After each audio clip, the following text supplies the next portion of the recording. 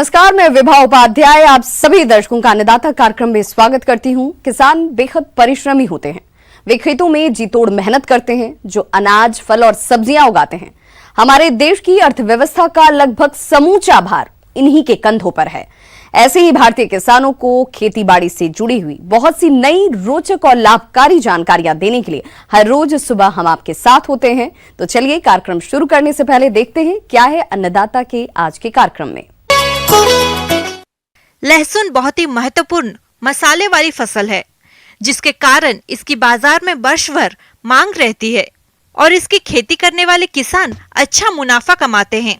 तो जिन किसान भाइयों के खेत खाली हो गए हैं और वे लहसुन की खेती करना चाहते हैं, तो इसकी खेती में कौन कौन से पहलुओं को ध्यान में रखें जिससे लहसुन की खेती अधिक उपज मिल सके।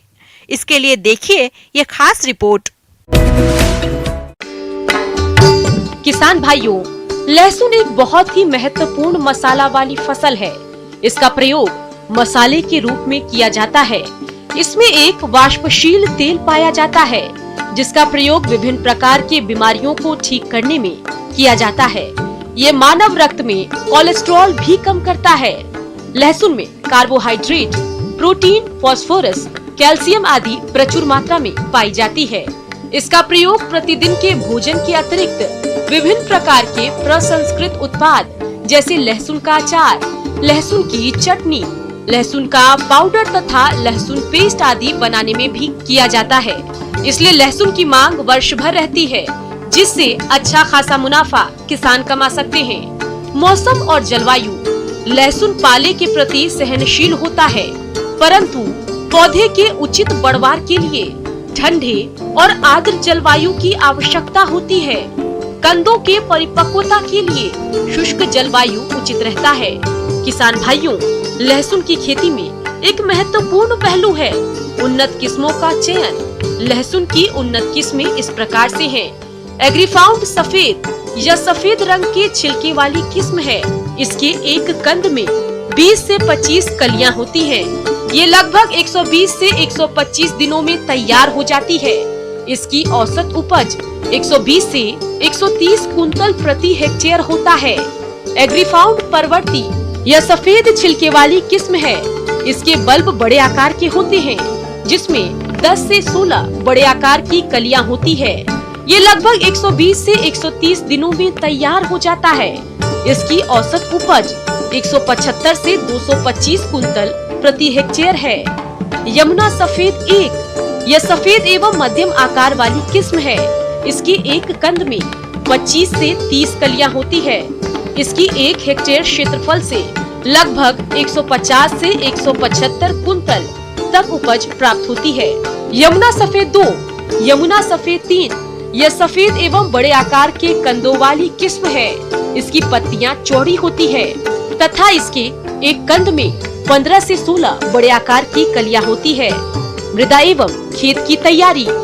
लहसुन की खेती के लिए अधिक उर्वरता वाली उचित जल निकास युक्त दोमट या चिकनी दोमट मिट्टी, जिसका पीएच मान 6 से 7 हो, उपयुक्त होता है। किसान भाइयों, खेत में नमी कम हो तो ऐसी दशा में बुआई से पहले पलेवा करके खेत तैयार करें।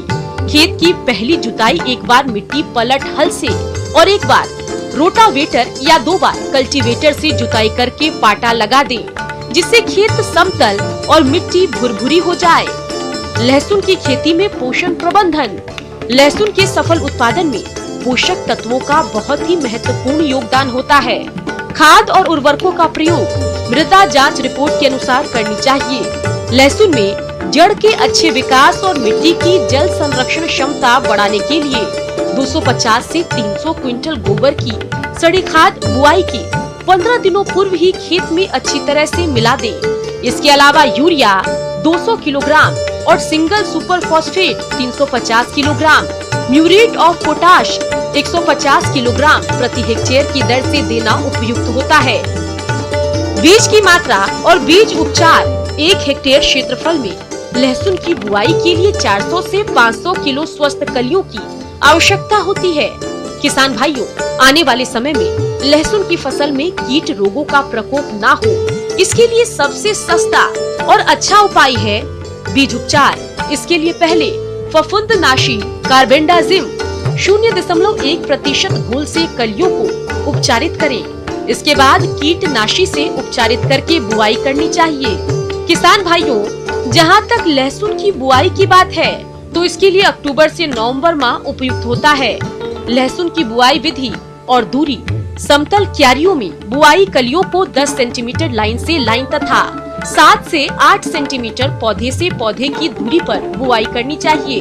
प्रदेश के जो किसान भाई बड़े पैमाने पर लहसुन की खेती करना चाहते हैं, वे प्लांटर यंत्र या सीड ड्रिल यंत्र से कम समय में समान दूरी और गहराई पर आसानी से उर्वरकों और बीजों की बुआई हो जाती है।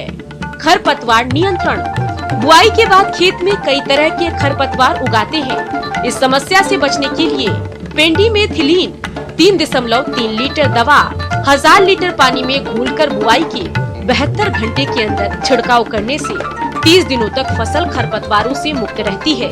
इसके बाद आवश्यकता पड़ने पर निराई गुड़ाई करके फसल को खरपतवारों से मुक्त रखें, जिससे फसल की अच्छी पैदावार होगी। सिंचाई प्रबंधन: लहसुन में प्रथम सिंचाई बुआई के 1 सप्ताह बाद करें। इसके बाद हल्की सिंचाई आवश्यकता अनुसार समय समय पर करें, जिससे फसल की पैदावार अच्छी होगी। लहसुन की खुदाई: जब पौधे पीले होकर गिरने लगे तब लहसुन की खुदाई कर ले। आमतौर पर लहसुन की खुदाई हाथ से ही करते हैं। खुदाई करने के बाद छायेदार स्थान पर 7 से 8 दिन तक रखें। इसके बाद कंदों से पत्तियों को 2.5 सेंटीमीटर छोड़कर काट लें। उपज: लहसुन की उन्नत तकनीक से खेती करने पर औसतन 150 से 200 क्विंटल प्रति हेक्टेयर तक उत्पादन प्राप्त हो जाता है। लहसुन का भंडारण: लहसुन का भंडारण किसान भाइयों के लिए बहुत ही फायदे का सौदा है। यदि किसान भाई अपने उत्पाद का भंडारण करना चाहते हैं तो इसके लिए सरकार द्वारा अनुदान भी दिया जाता है। लहसुन को 6 से 8 माह तक 70% से कम आर्द्रता एवं हवादार स्थान पर रख सकते हैं और जब बाजार में इसका अच्छा भाव हो तब बेचें तो अधिक लाभ कमा सकते हैं। ब्रेक के बाद आप सभी दर्शकों का अन्नदाता में एक बार फिर से स्वागत है। चलिए रुक करते हैं अपनी अगली कड़ी की ओर। प्रदेश के जिन किसान भाइयों ने भिंडी की खेती की है, उनकी फसल इस समय बढ़वार की अवस्था पर है। इसकी आगे भी अच्छी बढ़वार हो और अधिक उपज मिले, इसके लिए फसल में किए जाने वाले कार्यों को समय पर करना होगा, जिसके बारे में बता रहे हैं डॉक्टर सत्यप्रकाश सिंह। सब्जी भाजी में प्रमुख तौर से इस क्षेत्र में भिंडी एक प्रमुख फसल है, जिसको कि बाजार में इसकी अच्छी कीमत मिलती है और हमारे किसान भाई इसको ज़्यादा से ज़्यादा पैदा कर इससे आर्थिक लाभ कमाते हैं। इस फसल के उत्पादन में बहुत सारी तकनीकियों का ध्यान हमारे किसान भाइयों को समय समय पर रखना पड़ता है। किसान भाइयों, भिंडी की फसल में खरपतवार नियंत्रण करते हुए जल निकास की व्यवस्था कैसे करें, इसकी जानकारी कुछ इस तरह से है। भिंडी की फसल में हमारे किसान भाई खरपतवारों का भी ध्यान रखते हैं। खरपतवार विहीन खेती की करें, खरपतवार न उगे। ज़्यादा बरसात की वजह से खरपतवार की समस्या विकराल रूप ले लेती है और खरपतवार अनवांटेड खरपतवार बहुत सारे जब फसल में उगते हैं तो वो हमारी फसलों से प्रतिस्पर्धा करके उससे पोषक तत्व और पानी और उसको मिलने वाले पोषक तत्व पौधे को उससे प्रतिस्पर्धा करके उससे ज़्यादा वृद्धि कर लेते हैं फसल से। इसलिए ऐसे खरपतवारों को साफ सुथरा करें, उनको हटाएं और फसल को साफ सुथरी करें, आसपास कोई भी खरपतवार न रहने दें। तो खरपतवारों को सबसे प्रथम खत्म करें। इसके साथ साथ बारिश के मौसम में जो फसल हमारी लगी हुई है उसमें बारिश का समय बरसात के मौसम में विशेष तौर से ध्यान रखने वाली बात है कि बरसात में पानी किसी भी अवस्था में फसल पर आसपास न भरे। जल भराव की स्थिति से भी हमारे किसान भाइयों को बचना होगा। यदि जहाँ कहीं भी आवश्यकता से अधिक जल खेत में भरने की स्थिति आती है तो उसमें जल निकास की उचित व्यवस्था करें। किसान भाइयों, जिन स्थानों पर अधिक दिनों से वर्षा नहीं हुई है और खेत में नमी की कमी है, तो आप मिट्टी के प्रकार को देखकर भिंडी की फसल में सिंचाई जरूर करें, जिससे फसल अच्छा होगा और आपको अधिक उत्पादन की प्राप्ति होगी। इसके अलावा रस सूचक कीटों और पीतशिरा रोग का नियंत्रण कैसे करें, आइए जानते हैं। इसके साथ ही हमारे किसान भाइयों को भिंडी की फसल में प्रमुख तौर से 2-3 समस्याओं से फलन के बाद जूझना पड़ता है, जिसमें एक समस्या तो रस चूसने वाले कीड़े हैं। तो रस चूसक कीड़ों में प्रमुख तौर से aphid, jassid, thrips, white fly, सफेद मक्खी जिसको बोला जाता है, इन 3-4 कीटों का प्रकोप जब फसल पर होता है तो उन्हीं के प्रकोप की वजह से पत्तियों के आकार कटोरानुमा हो जाते हैं, नीचे की तरफ ऊपर की तरफ पत्तियां मुड़ जाती हैं, और इन्हीं कीटों के प्रकोप की वजह से वायरस जनित समस्या पीस सिरा रोग का फैलाव एक पौधे से दूसरे पौधों में होता है। ये पीले पड़ने की समस्या जो है वायरस जनित समस्या है, जिसको कि रस चूसने वाले कीड़ों के द्वारा एक पौधे से दूसरे पौधे में, एक खेत से दूसरे खेत में फैलाने का कार्य किया जाता है। इसके लक्षण हमारे किसान भाइयों को समझ में तब आते हैं जब उनकी पत्तियों पीली पड़ने लगती हैं और सिराएं पत्तियों में साफ दिखने लगती हैं, और जब रस चूसक कीट का प्रकोप फसल पर बढ़ जाता है तो यही पत्तियां कटोरा के आकार की होकर तिरछी हो जाती हैं और सिकुड़ने का काम इन रस चूसक कीड़ों के द्वारा किया जाता है। रस चूसने वाले कीड़ों को रोकने के लिए हमारे किसान भाइयों को उपाय अपनाने चाहिए। तो शुरुआत में ही हम नीम तेल या नीम से बनी हुई किसी भी दवा का छिड़काव, नीम तेल 5 ml 1 लीटर पानी के साथ घोल बनाकर 500 से 600 लीटर पानी में घोल बनाकर 1 प्रति हेक्टेयर खेत में छिड़काव किया जा सकता है। इसके साथ साथ रस चूसने वाले कीड़ों को नियंत्रण करने के लिए रासायनिक दवाओं का प्रयोग भी किया जा सकता है। थायोमेथोक्साम और इमिडाक्लोप्रिड, इन 2-3 दवाओं का उपयोग हमारे किसान भाई रस चूसने वाले कीड़ों को रोकने के लिए कर सकते हैं। इनकी 250 से 300 ग्राम दवा प्रति हेक्टेयर 500 से 600 लीटर पानी में घोल बनाकर अच्छे से फसल को तरबतर करें, पूरी फसल को भिगा दें। छिड़काव करते समय समुचित तरीके से, समान तरीके से पूरी फसल पर छिड़काव हो जाए, ऐसा ध्यान निश्चित तौर से रखें। इन दवाओं के प्रयोग से हमारी फसल में होने वाले कीड़े के प्रकोप को रोका जा सकता है। भिंडी की फसल को तना और फल छेदक कीट द्वारा अधिक नुकसान पहुंचाया जाता है, तो आप इसकी पहचान कर नियंत्रण कर सकते हैं। रस चूसने वाले कीड़ों के साथ साथ एक प्रमुख कीड़ा इस फसल का, भिंडी का जो है वो है तना एवं फल छेदक कीट। तना एवं फल छेदक कीट के प्रकोप से शुरुआत से ही जैसे ही पुष्पन की अवस्था आती है, ये कीड़ा अंडे से इल्ली में अवस्था में जैसे ही आता है, ये प्रथम अवस्था और द्वितीय अवस्था की इल्ली भिंडी के तने में घुस जाती है और तने को अंदर ही अंदर खोखला कर देती है और तने को क्षति पहुंचा देती है, जिसकी वजह से उसके ऊपर जो है डेड हार्ट टाइप का निकल आता है। ऊपर वाला हिस्सा मुरझा जाता है और ऊपर वाला हिस्सा तने को खाकर जो है ऊपर वाला हिस्सा लटक जाता है किनारे से। और जब इसको हमारे किसान भाई यहाँ से देखेंगे या खोल के देखेंगे, इस जगह पर तने को 2 हिस्सों में फाड़ के देखेंगे, तो इसके अंदर किसान भाइयों को इल्ली देखने को मिलेगी। और यही इल्ली दूसरी अवस्था में आने पर, द्वितीय तृतीय अवस्था में आने पर जैसे ही भिंडी की फसल लगती है तो उस फसल में बीच में से ही छेद करके अंदर घुस जाती हैं। तो इस प्रकार से इस तना एवं फल छेदक कीड़ों को रोकने के लिए भी हमारे किसान भाइयों को ध्यान रखना है। और शुरुआत में ही पक्षी आश्रय स्थल, इसको रोकने के लिए लाइट ट्रैप और इसका एक स्पेशल तौर से बना हुआ फेरोमोन ट्रैप भी आता है। उसमें लगने वाले जो पतंगे उसके होते हैं उसकी तरफ आकर्षित होकर इकट्ठे होते हैं, जिससे उसमें अंडे देने, एग लेइंग, मैटिंग और दूसरी अन्य क्रियाएं नहीं हो पाती, जिससे कि उसमें अगली पीढ़ी कीड़ों की नहीं पनपती। तना एवं फल छेदक कीट को रोकने के लिए, नियंत्रित करने के लिए रासायनिक दवाओं में इंडोक्साकार्ब है, स्पाइनोसैड है, डाइफेनथायुरान है, जो नई दवाएं ठीक प्रकार से कार्य करती हैं इस कीट को रोकने के लिए। इनकी 250 से 300 ग्राम दवा प्रति हेक्टेयर फसल पर छिड़काव किया जाता है। कम कीमत में और ज़्यादा अच्छा नियंत्रण इन कीड़ों का हमारी फसल पर किसान भाई कर सकते हैं। तो जब इन सारी चीज़ों का ध्यान रखेंगे तो निश्चित तौर से कीड़े हमारी फसल से दूर रहेंगे और ज़्यादा से ज़्यादा अच्छी भिंडी पैदा करके जितनी जल्दी आप मार्केट में ले जाएंगे उतनी ज़्यादा अच्छी कीमत आपको इनकी मिलेगी और ज़्यादा से ज़्यादा लाभ आप इनसे कमा पाएंगे। ब्रेक के बाद एक बार फिर से आप सभी दर्शकों का अन्नदाता कार्यक्रम में स्वागत है। बढ़ते हैं अपनी अगली प्रस्तुति की ओर। मौसम के अनुसार प्रबंधनों पर टिकी है आपकी खेती बाड़ी और इसीलिए मौसम पूर्वानुमान और उस पर आधारित साप्ताहिक कृषि सलाह इस प्रकार है।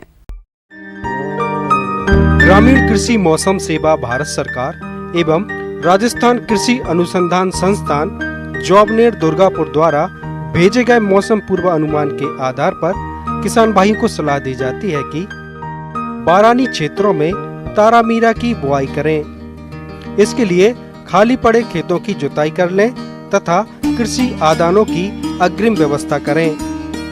किसानों को फसलों की बुआई के लिए उन्नत किस्म के बीज RTM 314 और RTM 2002 व खाद और रसायनों को खरीदने की सलाह दी जाती है। देसी गाजर की बुआई करने के इच्छुक किसान आवश्यक कृषि आदानों की व्यवस्था कर लें। गाजर की उन्नत किस्में पूसा केसर देसी गाजर की उन्नत किस्म है। इसकी खेती के लिए गोबर की खाद के अलावा 60 किलोग्राम नत्रजन, 40 किलोग्राम फास्फोरस और 120 किलोग्राम पोटास प्रति हेक्टेयर की दर से प्रयोग करें। गाजर की 1 हेक्टेयर बुआई के लिए 5 से 6 किलोग्राम बीज उपयुक्त रहता है। सरसों की बुआई के लिए खाली पड़े खेतों की जुताई कर तैयार करें एवं जरूरी कृषि आदानों की व्यवस्था कर लें। किसानों को फसलों की बुआई के लिए उन्नत किस्म के बीज जैसे पूसा जय किसान जिसे बायो 209 के नाम से जानते हैं, PR 15 जिसे क्रांति नाम से जानते हैं, T59 जिसे वरुणा के नाम से जानते हैं, वसुंधरा, RRN 573, स्वर्ण ज्योति एवं लक्ष्मी आदि किस्मों की बुआई करें। इसकी बीज दर 4 से 5 किलोग्राम प्रति हेक्टेयर की दर से प्रयोग करें। सिंचित क्षेत्रों में यह बीज दर 2.5 किलोग्राम प्रति हेक्टेयर की दर से प्रयोग में लें। चना की बुआई करने वाले किसान कृषि आदानों की अग्रिम व्यवस्था करें। इसके लिए उन्नत किस्म RSG 991, RSG 888, GNG 1581, RSG 902, RSG 895, RSG 973 और RSG 996 चने की उन्नत किस्म हैं। किसान भाई इन किस्मों में से किसी भी किस्म का चुनाव कर खेती के लिए प्रयोग कर सकते हैं। इसकी बुआई के लिए 70 से 80 किलोग्राम बीज प्रति हेक्टेयर की दर से प्रयोग करें और बुआई से पहले बीजों को कार्बेंडाजिम 1 ग्राम तथा 2 ग्राम थायरम प्रति किलोग्राम बीज की दर से उपचारित करें। साथ ही फिप्रोनिल 5 SC 10 मिलीलीटर प्रति किलोग्राम बीज की दर से बीज को उपचारित करें। इसके बाद राइजोबियम कल्चर और PSB कल्चर के पैकेट से बीजों को उपचारित करें। नींबू का कैंकर रोग को नियंत्रित करने के लिए कॉपर ऑक्सीक्लोराइड 50 WP 0.3% की दर से या स्टेप्टोसाइक्लिन का 200 ppm का घोल बनाकर छिड़काव करें।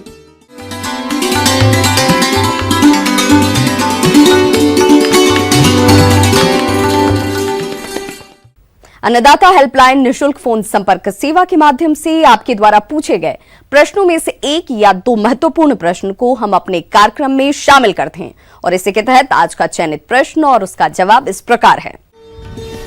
आज के अन्नदाता हेल्पलाइन में जिस प्रश्न को कार्यक्रम में शामिल किया गया है उसे पूछा है गांव रजवा जिला जोधपुर के किसान श्याम लाल ने।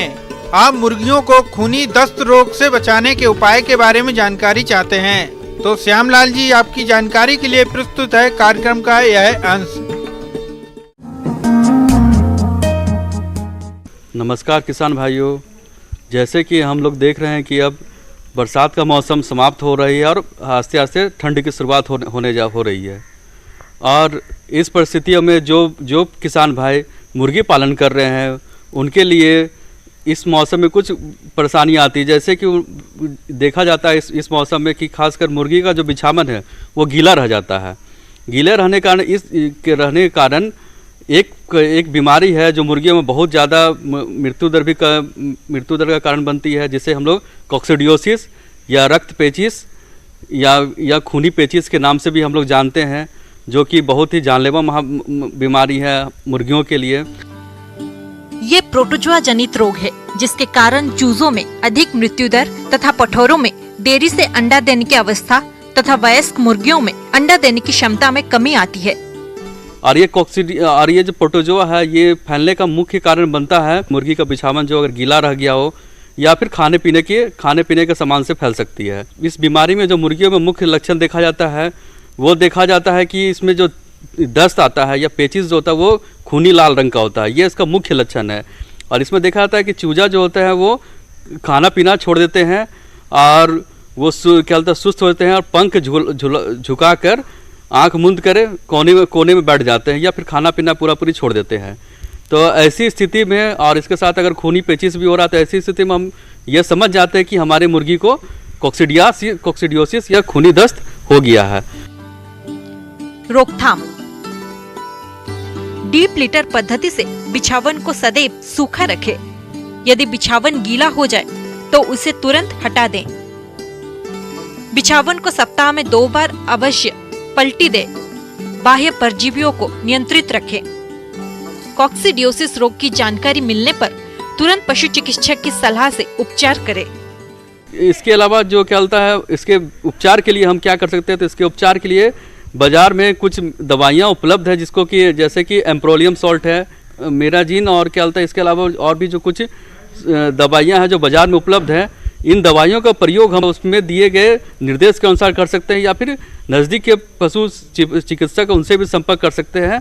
तो वो भी इसका जो क्या होता है सही उपयोग जो है या सही तरीका क्या है देने का, दवा देने का, वो भी बता देंगे। या फिर हम जो क्या होता है जो भी दवा लेंगे उसके ऊपर भी निर्देश लिखा जाता है, उस निर्देश के अनुसार भी हम ये दवा देकर मुर्गियों को कॉक्सिडियोसिस से बचा सकते हैं।